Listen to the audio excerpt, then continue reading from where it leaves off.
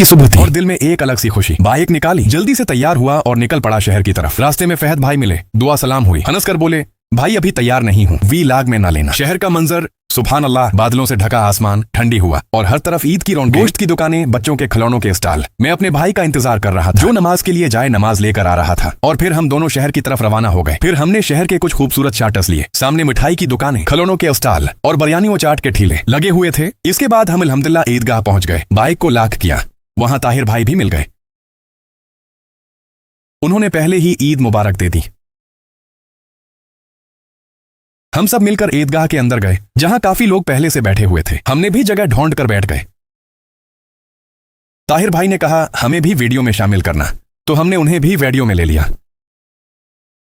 इसी दौरान हाफिज मोहम्मद अय्यूब साहब ने ऐलान किया कि नमाज का वक्त 9 बजे है। फिर हमने ईदगाह के कुछ खूबसूरत शार्टस लिए, जहां दरख्त और बड़ा मैदान था और मौसम भी बहुत जबरदस्त था। ईदगाह के हर पौधे में एक कहानी छिपी हुई है। ये लोग मेहनत से यहाँ सब कुछ सजाए हैं ताकि हर आने वाला खुश और सुकून महसूस करे। अल्लाह उन्हें जज़ाए खैर दे, इनकी मेहनत में बरकत डाले और उनके दिलों को खुशियों से भर दे।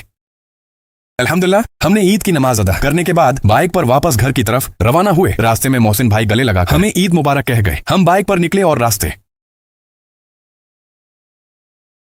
के कुछ खूबसूरत शॉट्स भी कैप्चर किए। शहर अल्हम्दुलिल्लाह छोटे बच्चों से भरा हुआ था। अभी इतनी रश नहीं थी, लेकिन काफी लोग आ रहे थे। छोटे बच्चे खेल रहे, कूद रहे, स्टॉल्स पर खिलौने खरीद रहे थे और आगे बिरयानी और मिठाई के स्टॉल भी नजर आए।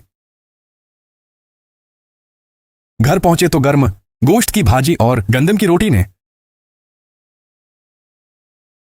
एके से दिल खुश कर दिया।